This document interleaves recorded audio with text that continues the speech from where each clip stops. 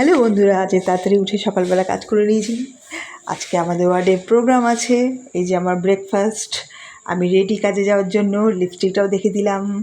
তারপরে অটো করে উঠে নাগেরবাজার নেমে আমি প্রত্যেক দিন নাগেরবাজার ব্রিজের তলায় যে গাছের দোকানগুলো আছে, নার্সারি, আমি প্রত্যেক দিন দেখতে আমার খুব ভালো লাগে। আর এই যে মালা দেখছেন ফুলের, স্পেশালি রজনীগন্ধার মালা, আমি প্রত্যেক দিন দেখব আর গন্ধ নেব। আর এই যে ফলের দোকান, ফল খেতে ভালো লাগে না কিন্তু দেখতে ভালো লাগে, দারুণ লাগে। আর এই যে আমার গণেশের মূর্তি, প্রত্যেক দিন প্রণাম করেই আমি কাজে যাই, আবার ফেরার সময় প্রণাম করে ফিরি। ওই যে আমার কাজের জায়গা দেখা যাচ্ছে, বিল্ডিংটা, আমি লিফটে উঠে গেলাম আমি 3 তলায়। তারপরে আমাকে তাড়াতাড়ি এবার ওখান থেকে ফিরে প্রোগ্রামে যেতে হবে। শুভমিতা আসবে, রূপঙ্কর আসবে, একটা ব্র্যান্ড আসবে, নামটা মনে নেই এখন। তো শুভমিতা গান গাইছে, দারুণ গান গেয়েছে, মনটা সত্যি ভালো হয়ে গেল।